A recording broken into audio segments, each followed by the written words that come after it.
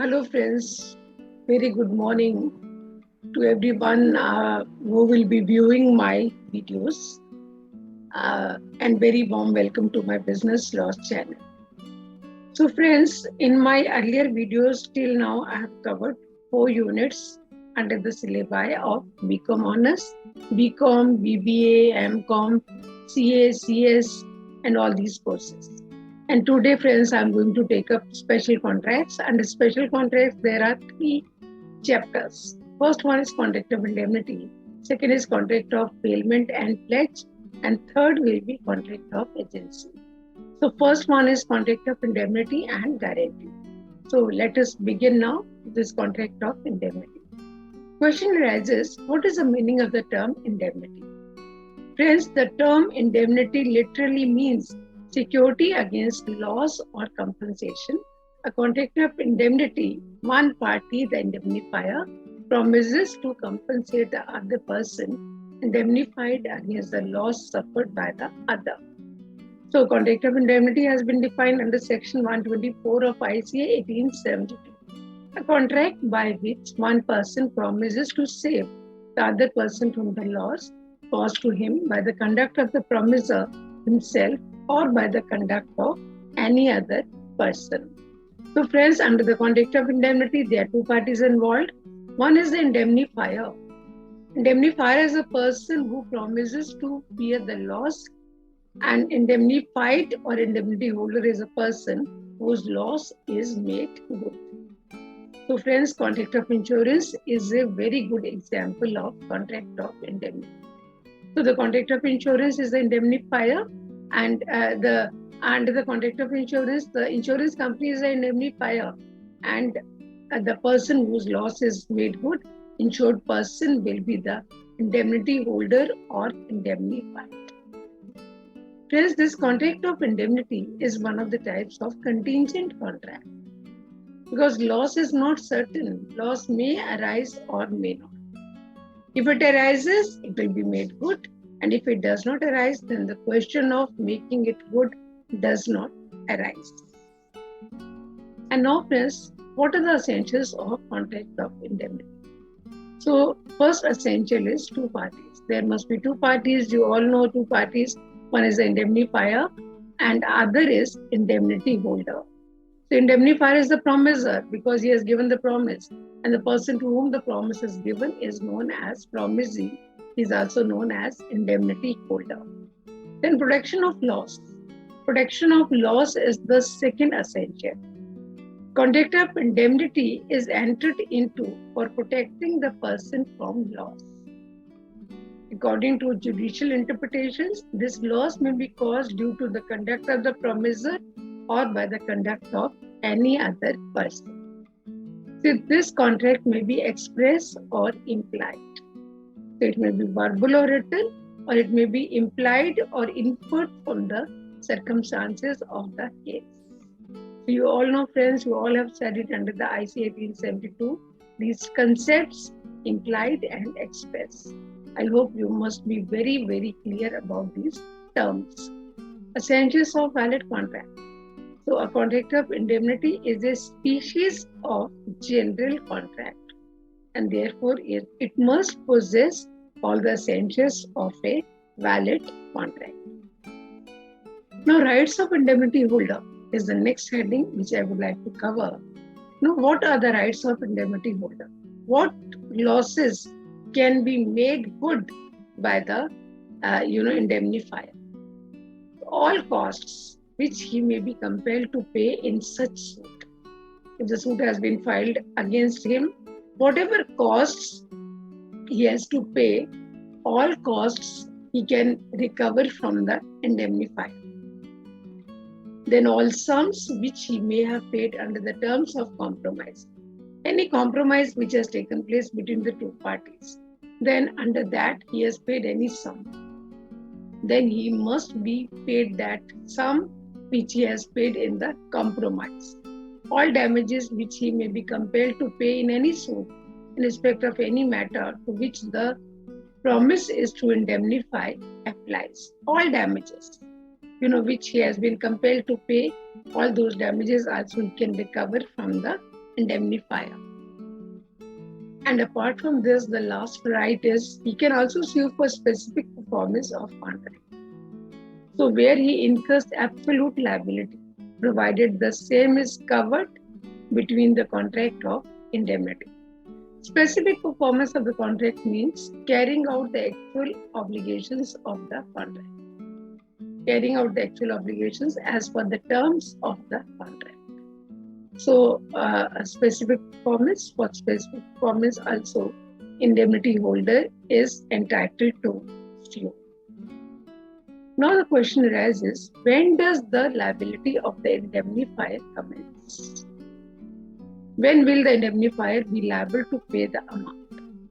So Section 125 of the Indian Contract Act does not provide the time of commencement of the indemnifier's liability. That is, ICA is silent about this. Different high courts in India have held the following rules. So friends, I'll take up the two rules and I will explain. Indemnifier is not liable until the indemnified suffered the loss. So, if the indemnified has not suffered any amount of loss, then the indemnifier will not be liable. The indemnified can compel the indemnifier to make good his loss, although he has not discharged his liability. Say A is the insured person. He has caused loss to the B's car due to his negligence. And the compromise takes place that A has to pay, the negligent person has to pay 10,000 rupees to B to make up his loss. So the moment the liability arises, though A has not discharged his liability, then this liability will be discharged by the indemnifier.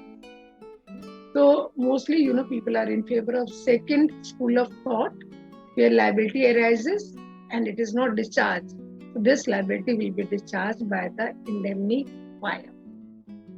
I hope you must have understood. And if any doubt you have, friends, do not hesitate. Do write in the comment section. I will definitely reply at the earliest.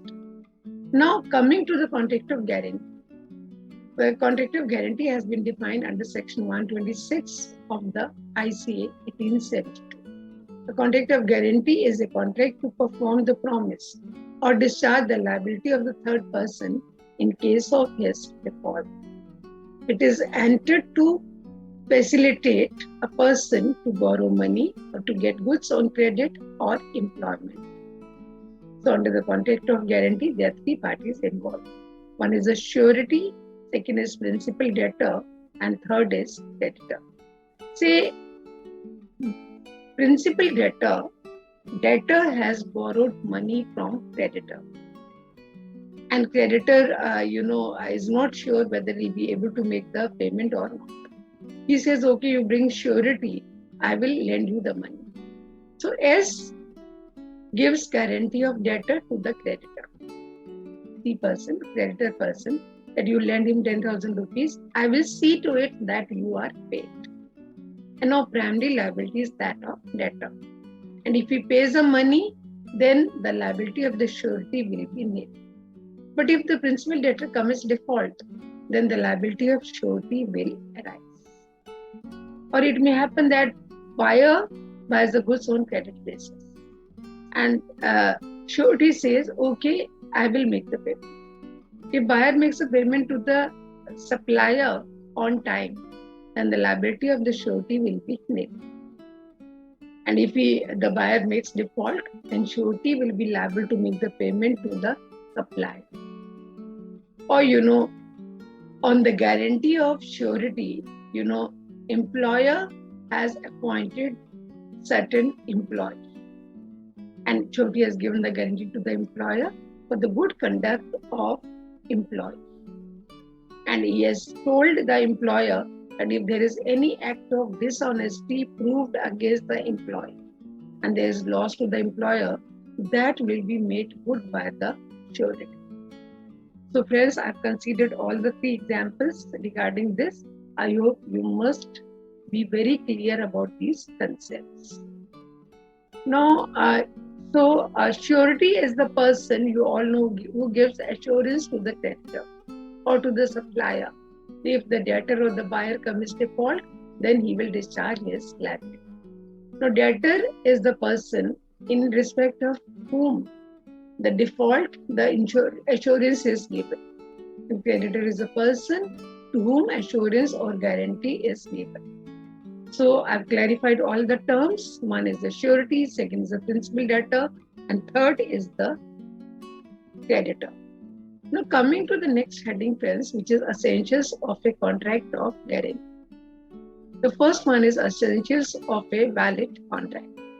Second is a consideration for guarantee. Third is competency of the parties. So even the contract of guarantee, it should have all essentials of a valid contract. And all essentials of the valid contract you have studied in detail under the very first chapter. So competency of the parties, lawful consideration, lawful objective, the agreement should not have been declared as void, consent must be free one. And if you still have any doubt, you can always write in the comment section. Second is consideration for guarantee. No direct consideration is required between the surety and the creditor. The consideration received by the debtor is the consideration for the surety. If the debtor is not given the money by the creditor or the goods by the supplier, then it means there is no consideration. If there is no consideration, then the liability of the surety will not arise. Competence of the parties. Competence of the parties is required only for the creditor and the surety. Principal debtor may be competent to contract or may not be, but creditor and the surety must be competent to contract. Then existence of recoverable debt. Primary liability lies with the debtor. Already I have told you, friends. Primary liability is that of debtor.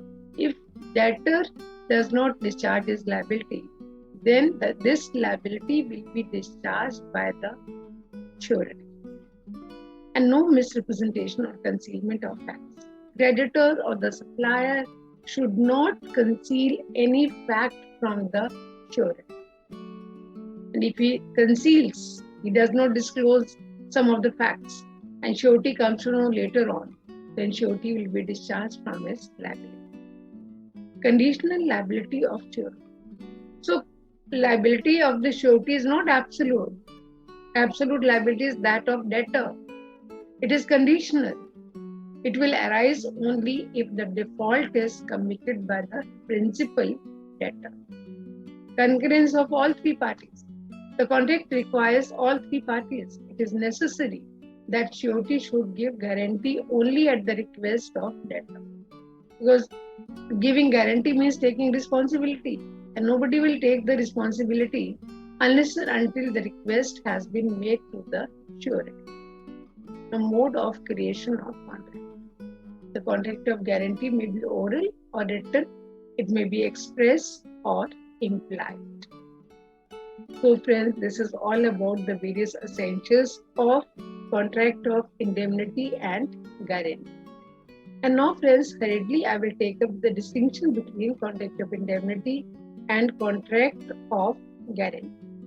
There are various points of differences between the two terms. Earlier also I have told you, friends, any distinction which is asked in the examination, you should always write the distinction in the T format, tabular format. Make 4 columns. First is the serial number, second is basis, third is contract of indemnity, then contract of guarantee. What is the meaning of contract of indemnity? You know it is defined under section 124. It is a contract to protect the other person from the loss caused to him either by the conduct of the parties or from an event or accident. And contract of guarantee is a contract to perform the promise or discharge the liability of a third person in case of his default. Number of parties. Number of parties are different in both the cases. Number of parties in case of indemnity are 2, indemnifier or the promiser and the indemnified or the promise. And there are 3 parties in the contract of guarantee. One is the surety, second is the principal debtor, and third is the creditor. And purpose of each one is different. The purpose of indemnity is to provide protection to the indemnified from losses, to compensate that other person. But purpose of contract of guarantee is to provide security or to ensure discharge of a liability. Moving ahead, next point is number of contracts. In case of indemnity, there is one contract only, and that too between the indemnifier and the indemnified. But when we talk about the contract of guarantee, there are three contracts. One is between the principal debtor and the creditor. Second is between the surety and the creditor. And third is between the principal debtor and the surety. So, friends, there are three contracts. So, contract of guarantee is a tripartite contract. One contract consisting of three agreements. And these three agreements you all know, I have already explained. Next one is nature of liability. In case of indemnity, the person who compensates the loss is primarily liable. In case of indemnity, primary liability is that of indemnifier, that is the insurance company. But in case of guarantee, the primary liability is that of debtor. The surety's liability will arise only, when default is committed by the principal debtor. Next is the request. It is not necessary for the indemnifier to act at the request of the indemnified.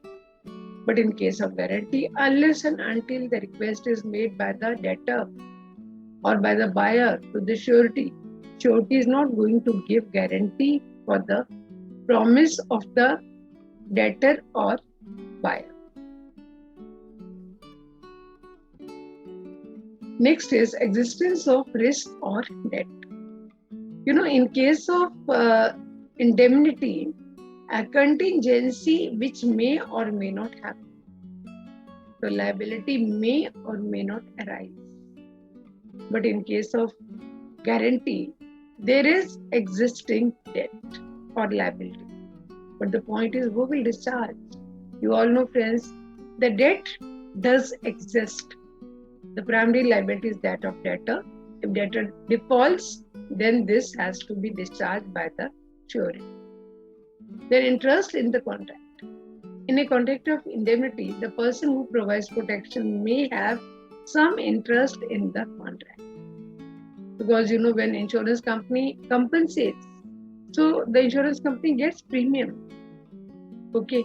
But in case of guarantee, surety has no interest of his own. Just his main motive is to help the buyer or the debtor.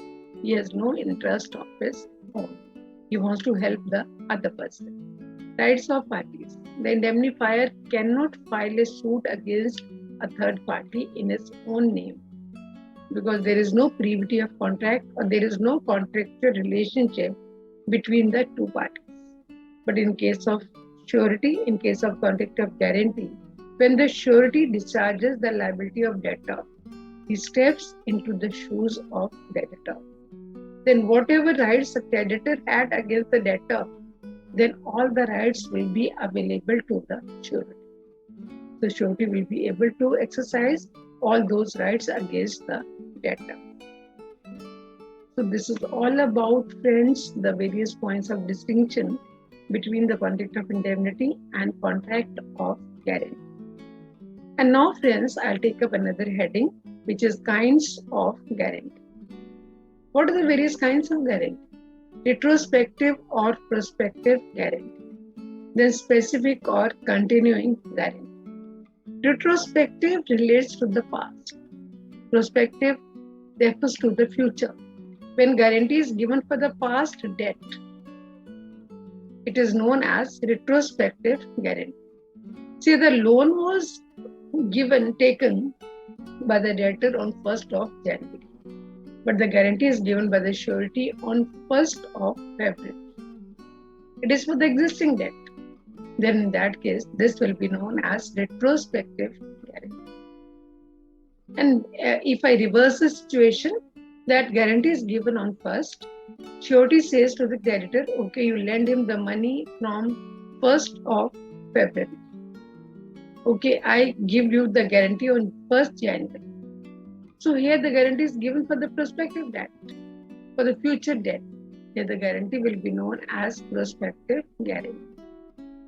So friends, the difference between the two is the debt will become time barring debt against both the parties on different dates. Because one is the retrospective guarantee and other is the prospective guarantee. And time barring debt, this concept you must have learned in the chapter of conciliation. Every debt becomes time barring debt after the expiry of 3 years as per the Law of Limitation Act. Okay, so friends, only that is the difference between the two, because the guarantee has not been given on the same date. The specific or continuing guarantee. Any guarantee which is given for the specific transaction, that is known as specific guarantee. Say the surety has told the creditor that you lend 10,000 rupees to the debtor, I will see to it that you get the payment on the due date. And now at the request of the surety, creditor has lent 10,000 rupees to the debtor for a period of 1 month. After 1 month, debtor has made the payment. Then the surety's liability will be made. Now this is for the specific transaction only. And after another 1 month, now debtor goes to the creditor and he borrows the money of 5,000 rupees. And now he commits default. And now the liability of the surety will not arise, because surety was the surety for the first transaction only. And he has not given the guarantee for second transaction. So the second transaction, the creditor has to suffer and surety will not be liable. And if the guarantee is given for a series of transactions, it is not confined to one transaction only, then friends, it is known as continuing guarantee. The continuing guarantee extends to a series of transactions. If say for example, Acer computer is bought by the buyer from the supplier on the guarantee of S, and he has not made the payment, then surety will be liable to make the payment to the supplier. This is the example of specific guarantee. And if the surety tells the supplier, okay, you supply him up to 10 Acer computers within a period of 1 week, this is the continuing guarantee. Because surety has told the supplier to supply to the buyer up to 10 Acer computers. So now friends, here the guarantee is continuing guarantee. It is not for one computer, but it is for 10 Acer computers. So friends, with the help of example, I have explained both the kinds of guarantee. Apart from this, friends, another kind of guarantee is guarantee for the part of the debt or guarantee for the whole debt. Say amount debtor needs is 1 lakh rupees, but surety doesn't want to give the guarantee for 1 lakh. If he gives the guarantee for 1 lakh, then in that case he will be liable to make the payment up for entire amount 1 lakh if debtor commits default. Then here guarantee will be known as guarantee for the entire debt. If surety says, no, I will give the guarantee for 50,000 part of the debt, then in case debtor commits default, then his liability will not be for 1 lakh rupees, but 50,000 rupees, whatever he has guaranteed, maybe 50% or 60%. If he has given the guarantee for 50% of the debt, then he will be liable to pay up to 50,000 only. Apart from this, another type of guarantee is fidelity guarantee. Fidelity guarantee, friends, it is always given for the good conduct of a person. Say employer is in need of cashier and surety knows some employee who is good to work as a cashier. He says, okay, you appoint him as a cashier and I give you guarantee that there will be no act of dishonesty which will be undertaken by him. And now this is the example of fidelity guarantee, where guarantee has been given for the good conduct of that employee. And if there is any act of dishonesty which is proved against him, and there's loss to the employer, then that loss will be made good by the surety person. So friends, this is all about this video. What I have covered in this video, first of all, I have introduced the term Contract of Indemnity. Then I took up essential features of Contract of Indemnity. Then the Contract of Guarantee, essential features regarding Contract of Guarantee. Then rights of indemnifier, indemnity holder, rights of indemnity holder, and then when will the liability of indemnifier begin? After that, I took up the heading, how is the contract of indemnity different from contract of guarantee? And the last heading which I have covered, which was kinds of guarantee. The kinds of guarantee, retrospective versus prospective, specific versus continuing, then guarantee for the part of the debt versus guarantee for the entire debt, whole of the debt. And then apart from that, I have discussed fidelity guarantee also. So this is all about this video, but chapter is not yet over. In the next video, I'll take up more headings. Keep smiling always and stay blessed, and do subscribe to my channel if you have not subscribed yet. Do press on the bell icon to get notifications of my future videos. Okay friends, we'll meet soon. Goodbye.